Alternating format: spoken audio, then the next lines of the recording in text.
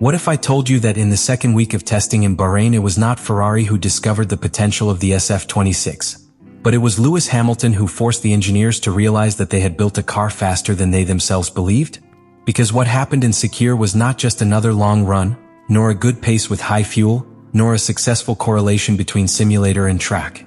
It was something much deeper. It was a 7-time world champion sitting in a completely new car, reading in a matter of laps where the true aerodynamic limit was, pointing out the areas where the car was becoming nervous, denouncing energy management on the verge of clipping, and confirming lap after lap that the performance ceiling of the SF-26 is higher than what Ferrari had projected after the first week. And here comes the big question I want you to answer. Does Ferrari already have a championship car? Or does it have an extremely fast car that only someone like Hamilton knows how to unlock? The second week of testing in Bahrain did not begin with euphoria at Ferrari. It started with doubts. The first round of tests had left mixed sensations. The SF-26 showed specific speed, yes, but also certain behaviors that were difficult to interpret, especially in changing wind and temperature conditions. Internally, the question wasn't whether the car was fast, but whether it was consistent. And in Formula One, consistency is what separates a contender from a true title contender. That is why the focus changed radically in this second week in Sakhir. It was no longer about looking for a headline in the timetable. The objective was much more surgical. Ferrari designed a specific program to put the SF-26 under real pressure. Complete race simulations, long runs with varying fuel loads, comparative analyses of sectors at different times of the day, and above all, an exhaustive study of the correlation between the wind tunnel, the simulator, and the track. They wanted to check if what they saw in the theoretical data survived when the car was driven at the thermal and aerodynamic limits of the Bahrain desert. And that was where the surprise began to unfold. Lewis Hamilton did not come into this second week trying to impress. He came trying to understand.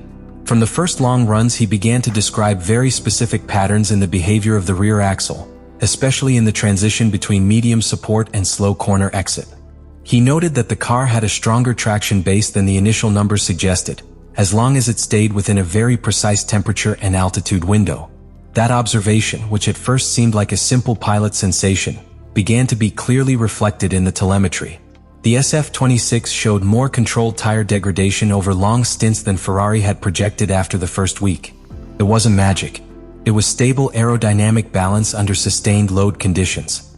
The new rear diffuser, with its elongated end optimizing the volume of air evacuated from the flat bottom, was beginning to demonstrate that it generated more efficient suction when the car sat correctly in support.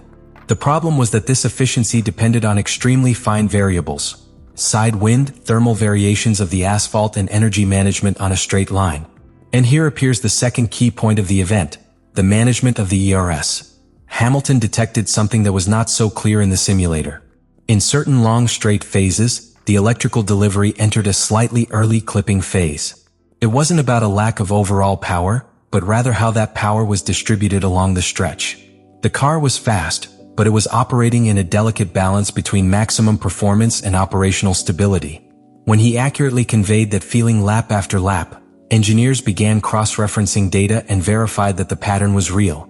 That was the moment when part of the technical team was literally thrown off balance. Because if the SF-26 has a high ceiling but a narrow window, the difference between a good pilot and an extraordinary pilot can be amplified. In the second week of Bahrain, Ferrari discovered that its car was not fragile. It was demanding. And when placed in the correct range of performance, its long-run pace and aerodynamic stability suggest something unsettling for the rest of the field. If the first act was the discovery of the SF-26's hidden potential, the second is much more uncomfortable. The realization that that potential comes with a complexity that can become both a weapon and a weakness. Because the more they dug into the data from the second week in Bahrain, the clearer it became that Ferrari had not built an easy car, it had built an extremely sensitive car. And that, in Formula One, is a very fine line. During full race simulations at Sakhir, the pattern began to repeat itself. When the car was kept within a very specific thermal and aerodynamic window, long run pace was extraordinarily strong. The rear degradation stabilized after the first laps of the stint, the traction on slow corner exit was consistent, and the overall balance conveyed confidence. But as soon as any variable deviated, a gust of side wind, a slight variation in the height of the rear axle, or a minimal adjustment in the differential, the behavior became more nervous, especially on the front axle in the middle phase of the curve. This is where Hamilton's experience made the difference again. While other pilots might have interpreted that variability as a simple lack of balance, he began to isolate the problem. It wasn't a base unstable car. It was a car that punished any deviation from its optimal point. In subsequent technical meetings, he insisted that the SF-26 did not need a conceptual change, but rather an operational simplification. Energy management, power delivery and recovery map had to work more progressively to avoid overloading the rear axle at critical moments. I didn't ask for more load. I asked for consistency, and that generated internal tension. Because accepting that diagnosis implies admitting that the car is operating at the limit of the theoretical model. The wind tunnel and the simulator had projected a concrete balance. On the track, that balance existed, but it was more fragile than expected.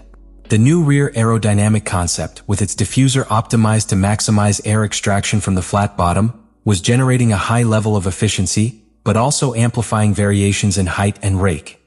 In other words, the more aggressive the design, the more precise the mechanical and energy control had to be. The direct consequence of this is strategic. In qualifying, a car with a narrow window can be devastating if the driver nails the perfect lap. But in racing, where fuel varies, the wind changes and traffic disrupts the clean air, maintaining that window for 50 laps is another challenge entirely. And this is where Ferrari began to ask itself the big question of the second week. Are we facing a champion car or a car that demands ideal conditions? The data from the long runs offered a disturbing answer for rivals. When Hamilton ran with high fuel loads, the medium pace was not only competitive, was consistently stable compared to initial projections. That means the car doesn't sag under weight, critical in Bahrain where rear degradation can ruin entire strategies. The tire's thermal management seemed more mature than thought after the first week, but the margin of error was still small. Another critical point was the interaction between the hybrid system and the aerodynamic balance on a straight line. The clipping phenomenon detected by Hamilton was not simply a matter of top speed. It affected the way the car came to a stop. A more abrupt energy delivery could alter stability in the transition to hard braking, especially in areas such as Turn 1 at Sakhir. This micro-variation, almost imperceptible to the viewer, is enormous at the driver level.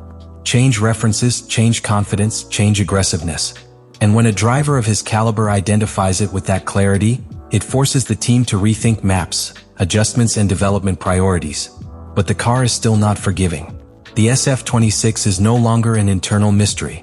After Sakhir and Maranello, they know that the structural potential is there. The aerodynamic base works when kept in its optimal window. The power unit has proven reliability. The degradation in the long stint is more controllable than it seemed after the first week. Traction in slow corners is a real strength. All of these are solid pillars. But the championship is not won with loose pillars. You win with total integration. What the second week revealed is that Ferrari does not need to reinvent the concept of the car, it needs to refine it down to the millimeter. Slightly expand that operating window without losing efficiency. Make energy delivery more progressive. Reduce sensitivity to external variations. In other words, turning a demanding car into a car that can be exploited under real racing pressure. Because in testing you can control variables. In a Grand Prix, no. What the team in Sakhir discovered is that the SF-26 has a higher performance ceiling than they projected after the first week. The aerodynamic base works. The power unit is solid and reliable. Long-run degradation is controllable. Slow cornering traction is a real strength. The potential is there, supported by data, by complete race simulations and by correlations that, this time, did fit the track. But the real catalyst for this conclusion was Lewis Hamilton. Not because it marked a magical lap. Not because he sought to impress. But because he interpreted the car with surgical precision. Identified the sensitivity of the operating window. It detected energy management at its limit. It exposed the complexity of the balance between maximum performance and drivability.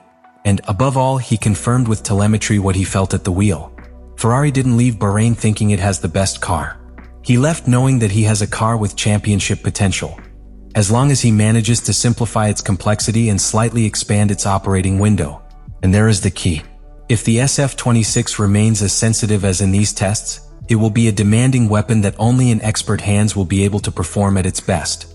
But if the team manages to tame it without sacrificing aerodynamic efficiency, then we are looking at something much more serious. A car capable of setting pace in the race, sustaining degradation and competing head-to-head in any scenario.